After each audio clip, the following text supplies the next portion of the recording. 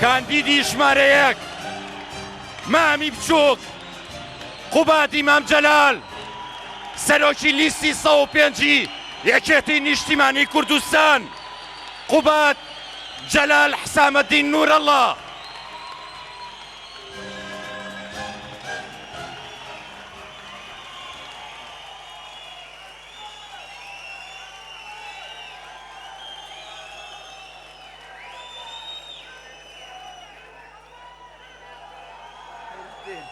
نورەدین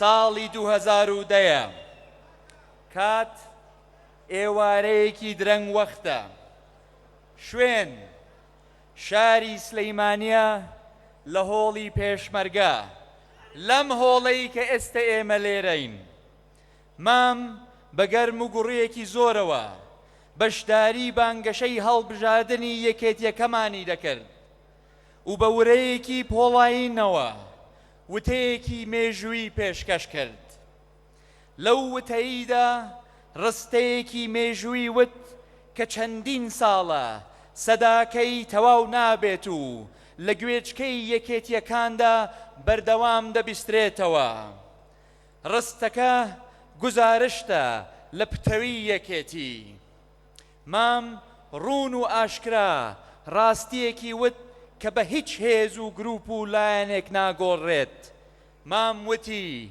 سەفین لە بندێ یەکێتی لە بن نایێ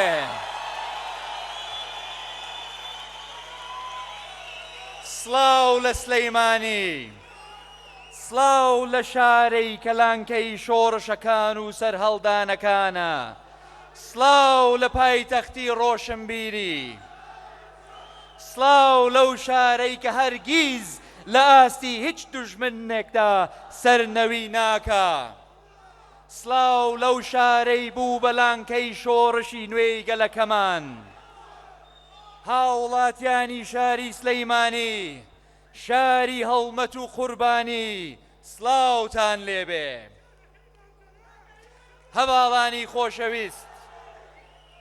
هەواڵانی خۆشەویست دەبێ هەمومان ئێمە و ئێوە هەموو کوردستان نەک هەر لە باشوور بەڵکو لە هەر چوار پارچەی کوردستان شانازی بکەین کە شارێکی وەک سلەیمانیمان هەیە سلەیمانیەک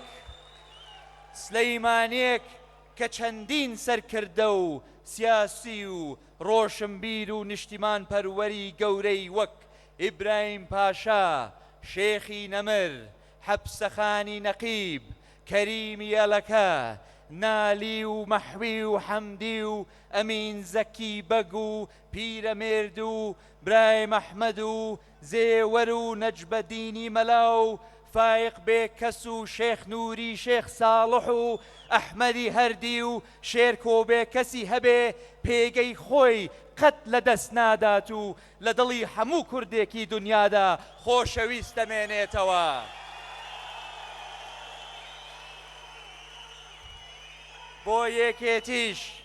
بۆ یەکێتیش سلەیمانی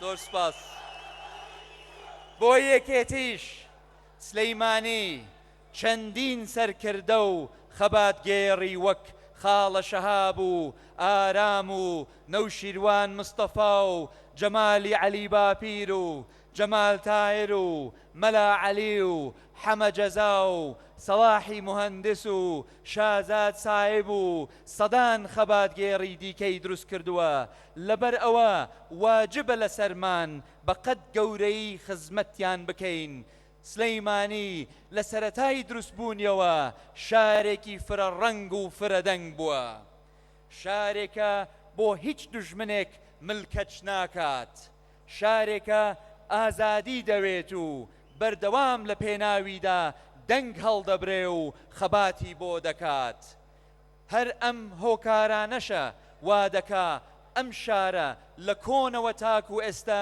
شارێک بێت هەڵگری فکری جیاواز و تێڕوانینی جیاواز بێت بۆ سیاسەت و بۆ هەموو بوارەکانی تری ژیان.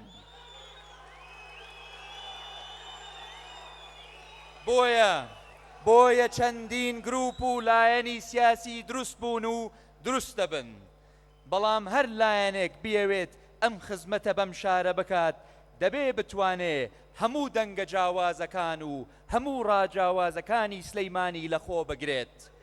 ئەمەش کارێکی سەختە، بۆیە دەبینین لایەن و بزوتنەوەی جیاواز سەر هەڵدەدەن، بەڵام پاشماوەیەکی کەم کاتێک کە دەزانن ناتوانن ئەم شارە لەخۆ بگرن نامێنن.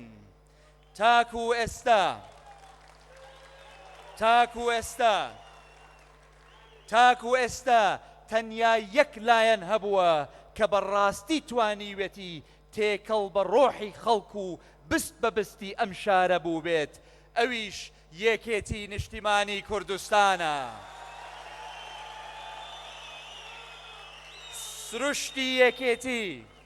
سروشتی یەکێتی و سلەیمانی تەواو تەبان لەگەڵ یەکتردا، چونکەن یەکێتی خۆی لە بنچینەدا لەسەر بنەمای جیاوازی و بەگشتدا چوونەوەی شێوازی سیاسەتکردنی تەقلیدی و تاکڕەوی دروست بووە. بۆیە دەبینین لەسەر دەستی یەکێتی سلەیمانی دەبێتە تاکە شوێن کە جێگای جیاوازی سیاسی تێدا دەبێتەوە و ئازادی ڕادەربڕین لێرە فراوان دەبێت. ئەوە نییە میدیای ئازاد تەنها لێرە هەیە و ئازادانە کاری خۆیان دەکەن. ئەمەش پرینسیپێکە کە لە سەری پەروەردەکراوین و هەرگیز لەیلا نادەین. هەرگیز ناتوانین باسی مێژووی یەکێتی نیشتیمانی کوردستان بکەین بەبێ باسکردنی سلەیمانی و هەرگیزیش ناتوانین باسی 40 ساڵی ڕابردووی سلەیمانی بکەین بەبێ باسکردنی یەکێتی نیشتیمانی کوردستان. یەکێتی و سلەیمانی لەناو یەکدا ئاوێتە بوون، یەکێتی لەناو ئەم شارەدا ڕەگی داکوتاوە و شەڕی گەورەی بۆ کردووە. ئەوە مێژوو، ئەوە ئێستا و بۆ داهاتوش تاکە هێز لە ناو دڵی ئەم شارەدا بێ یەکێتی نیشتیمانی کوردستانە.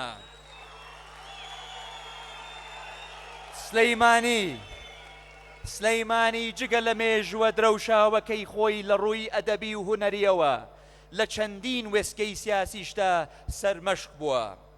بەسەرکردایەتی مامی کوردان مام جەلال ڕاپەڕین و دروستبوونی قەوارەی هەرێمی کوردستان بەرهەمی شۆڕشی نوێی گەلەکەمانە. ئەمە ڕاستیەکە کە بە هیچ حزب و لایەن و کەسێک ناگۆڕێت. هەڵبژارنەکانی ئەنجومەنی شارەوانیەکانیش لە ساڵی 2000دا کە یەکێتی لە ئیدارەی ئەو کاتەی سلەیمانی ئەنجامیدا نەک هەر بۆ کوردستان بەڵکو بۆ عێراق و ناوچەکەش ڕووداوێکی دەگمەن بوو. دیدگای یەکێتی بۆ هەموو لایەنێک ئەو کاتە ڕوون بووەوە. هەروەها بۆ یەکەم جاریش بە یاسایەک بە واژووی مام ژن کوشتن بە تاوانێکی گەورە ناسێنرا و سزای توندی لەسەردانرا. مام فێری کردین ژنان دەبێ هاو ئاستی پیاو بن و دەبێت زەمینە ساز بکرێت تاکو تواناکانی خۆیان بسەلمێنن ئەو توانانەی کە هەیانە. یەکێتی باش دەزانێ لە سەراتاکانی شۆڕشەوە ژنان چ زۆرێک و چ جۆرێک و چ پاڵپشتیەک بوون بۆ شۆڕشەکە. بە قۆناغی ئەمڕۆژ کار لەسەر لابردنی ئەو بربەستانە دەکەین کە ڕێگر بوونە لە هاتنە پێشەوەی ژنان دەبێ لە ناوەندەکانی بڕیاردا بن.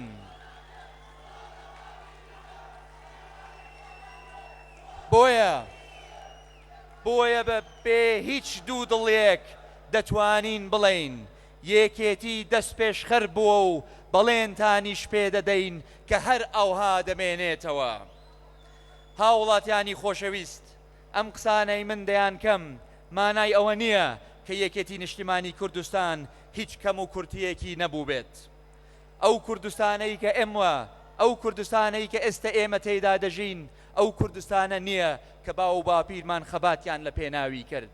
ئێستا لە دۆخێکی تری سیاسی و کۆمەڵایەتی و ئابووری داین. کوردستانێکی ئازادمان هەیە کە خاوەنی ئابووریەکی دەوڵەمەندە، بەڵام هێشتا وەکو پێویست خزمەت بە کۆمەڵانی خەڵکی کوردستان نەکراوە. هەموو دەزانین هێشتا خەڵکانێک هەن لە ڕووی گۆزەرانەوە وەک پێویست خزمەت نەکراون و دۆخی گشتی و کۆمەڵانی خەڵکیش لە ئاستی چاوەڕوانی من و ئێوەشدا نییە.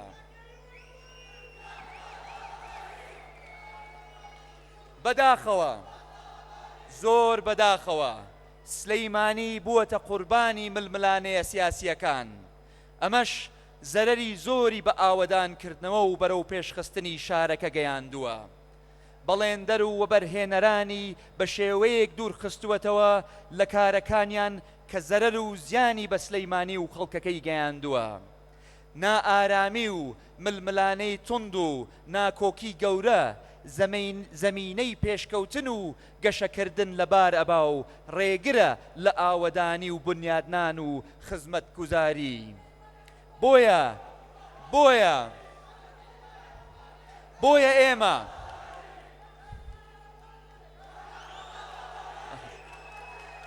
بۆیە ئێمە سپاس، زۆر سپاس. بۆیە ئێمە ئارامیمان کردووە بە دروشمی گەورەی خۆمان.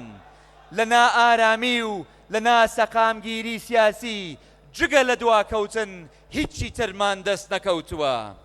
یەکێتی تەنها حزبە کە بتوانێت ئارامی بگەڕێنێتەوە بۆ سلەیمانی و بۆ کوردستان. ئەم بارودۆخە سیاسیە گرژە کاری کردووەتە سەر ڕەخساندنی هەلی کار لەم شارە و بووەتە هۆی بەرزبوونەوەی ڕێژەی بێکاری. ئەم نائارامیە بە هەمان شێوە کاریگەری هەیە لەسەر توانای حکوومەت بۆ گەیاندنی خزمەت گوزاریەکانی. کاریگەری دەرونی هەبووە لەسەر یەکە بە یەکەی فەرمانبەرانە ئەزیزەکانمان و دوجار دامەزراوە خزمەت گوزاریەکانمانیان لاواز کردووە. ئەم هەڵبژارنە دەرفەتێکە بۆ خەڵکی سلەیمانی بۆ دەستنیشانکردنی ئەو بابەتانەی بەلایەنەوە گرنگن و ئەو دەرفەتێکە کوردستانێک بەرجەستە بکەین کە شایستەی ئێوەی کۆمەڵانی خەڵکی کوردستان بێت. ئەم هەڵبژارنە بۆ دابینکردنی ئارامیە بۆ خۆمان و بۆ نەوەکانمان. ئەم هەڵبژارنە بۆ دابینکردنی هەلی کار و خۆشگوزرانیە بۆ هەموو لایەنەکان. ئەم هەڵبژارنە بۆ دابینکردنی خزمەت گوزاریەکی باشترە بۆ بەرجەستەکردنی ژیانێکی گونجاو بۆ هەمووان. ئەو ئارامیەی ئێمە دابینی دەکەین، ئەو ئارامیە ئێمە دابینی دەکەین. وەبەرهێنەران دەگەڕێنینەوە بۆ سلەیمانی، وەبەرهێنانێک کە ئاوەدانی بە دوای خۆی دادەهێنێت. ئێمە لە ڕێگای ئاوەدانکردنەوە و وەبەرهێنانی زیاتر بۆ بەگەڕخستنەوەی کارگەکانمان و بە گرنگیدان بە کەرتەکانی پیشەسازی و کشت و کاڵ و گەشت و گوزار هەلی کاری نوێ دابین دەکەین بۆ بێکارەکانمان. دەبێت ئابووری کوردستان و سەرچاوەی داهاتی کوردستان هەمەجۆر بکەین. تێگەیشتنی ئێمە ئەوەیە کە چارەسەرکردنی کێشەکانی هەرێمی کوردستان پێویستی بە چارەسەری خێرا هەیە. لە پێش هەمویانەوە چارەسەرکردنی کێشەکانمان لەگەڵ حکوومەتی ناوەندیدا بە تایبەت لە مەلەفەکانی نەوت و شایستە دارایەکانی کوردستان. ئەمە جگە لە کێشەکانی خاک و سنوور و مافەکانی هێزی پێشمەرگە و کەس و کاری سەربەرزی شەهیدان و جوتیارە خۆڕاگەرەکانمان کە هەندێکیان لە ساڵی 2014ەوە شایستە دارایەکانی خۆیانیان وەرنەگرتووە. ئێمە کار دەکەین بۆ زامنکردنی تەواوی مافی هاوڵاتیانی هەرێم لە ڕێگای ڕێکەوتن لەگەڵ حکوومەتی ناوەندی لە عێراق. زۆر ڕوونیشە کە تاکە هێز لە گۆڕەپانی سیاسی کوردستان ئەمڕۆ کە پەیوەندی کاریگەری هەبێ لە بەغدا یەکێتی نیشتیمانی کوردستانە. وەکو یەکێتی بڕوامان بەلا مرکزیەتی ئیداری هەیە. لە هەرێمی کوردستان هەموو لایەکتان بینیتان کاتێک سلەیمانی بە شێوەیەک لە شێوەکان لە قۆناغێکدا چانسێکی بە هێزێکی تردا ئەو هێزە دەسەڵاتەکانی پارێزگاری سلەیمانی بردەوە بۆ هەولێر. یەکێتی دەیەوێ ئەو دەسەڵاتانە بگەڕێنێتەوە بۆ شاری سلەیمانی.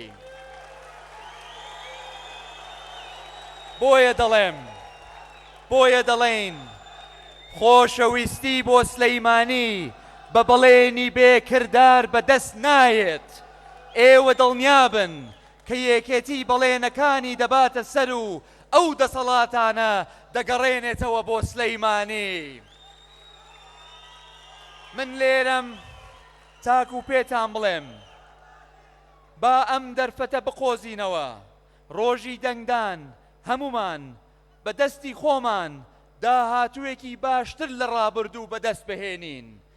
من خۆم و ئەم تیمە بەهێزە کە لە پشتمەوە وەستاون هەمومان بە گوڕوتین و وزەیەکی نوێەوە بە ئیرادەیەکی بەرزەوە بەو پەڕی پەرۆشیەوە خۆمان ئامادە کردووە کە دەبێ ژیانی تاک بە تاکی هاوڵاتیانی ئەم کوردستانە بگۆڕین.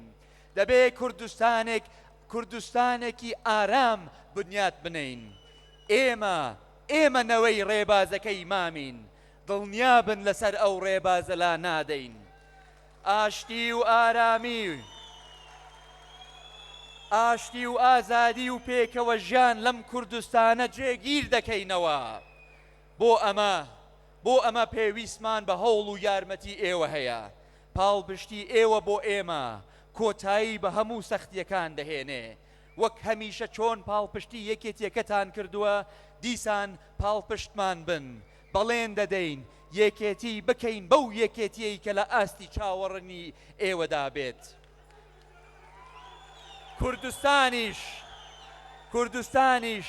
کوردستانیش بە مەشغەڵەکەی خۆمان ڕووناک دەکەینەوە. یەکێتیەکەمان لەسەر ڕێگای بەهێزبوونەوەیەکی سەرتاسەریە هەواڵینە و دەبێتەوە بە یەکێتیەکەی خزمەتکاری کۆمەڵانی خەڵکی کوردستان. هەواداران و ئەندامان و لایەنگەرانی یەکێتی پش و درێژ بوون. زۆرمان تێپەڕاند و کەممان ماوە. دەگەینەوە بە ئەو یەکێتیەی کە چاوەڕوانی بوون. ئەوەی ماوە مەسەلەی کاتە و پەیوەندی بە چەند ڕووداوێکی گرنگەوە هەیە کە گرنگترینیان ئەم هەڵبژاردنەیە. دڵنیاشم بە دەنگەکانتان لەم پاییزەدا کوردستان سەوز دەکەینەوە. هاوڵاتیانی خۆشەویستی شاری سلەیمانی دەمەوێت دڵنیاتان بکەمەوە شارێک کە مام بە ڕۆح و دڵی خۆشی دەویست. شارێک کە جەستەی مامی بۆ هەتایە لە باوەشی گرتبێ هەرگیز ڕێگا نادات بچێتە دەست کەسانێکەوە کە حورمەتی نەگرێ. دڵنیاین سلەیمانیش خۆی کە ئەم هەموو ژن و پیاوە گەورەیە و ئەم هەموو ڕووناکبیر و نووسەر و هونەرمەندە گەورانەی تێدا دروست بوو بێ هەرگیز ڕازی نابێ کەسێک نوێنەرایەتی بکە کە خەمی ئەم شارە هەڵ نەگرێ و شایستەی ئەم شارە حیاتە نەبێ. بەڵام ئێمە بۆیە لێرەین تاکو و پێتان بڵێین با ئەم دەرفەتە بقۆزینەوە. ڕۆژی دەنگدان هەمومان بە دەستی خۆمان دەتوانین داهاتووێکی باشتر بۆ کوردستان دەستەبەر بکەین. ڕۆژی دەنگدان هەموو پێکەوە دەبێ پاڵپشتی یەکتری بین بۆ خزمەتی ئەم شارە و بۆ پێشخستنی. لەگەڵتان دەبین لەگەڵمان بن. تکایە کاندیدە بەڕێزەکان ئامادەبوانی بەڕێز با پێکەوە لەگەڵم دروشمەکانی یەکێتی بڵێنەوە. لەگەڵم بڵێن بۆ ئارامی، بۆ هەلیکار، بۆ خزمەت. دەستان خۆش بێ.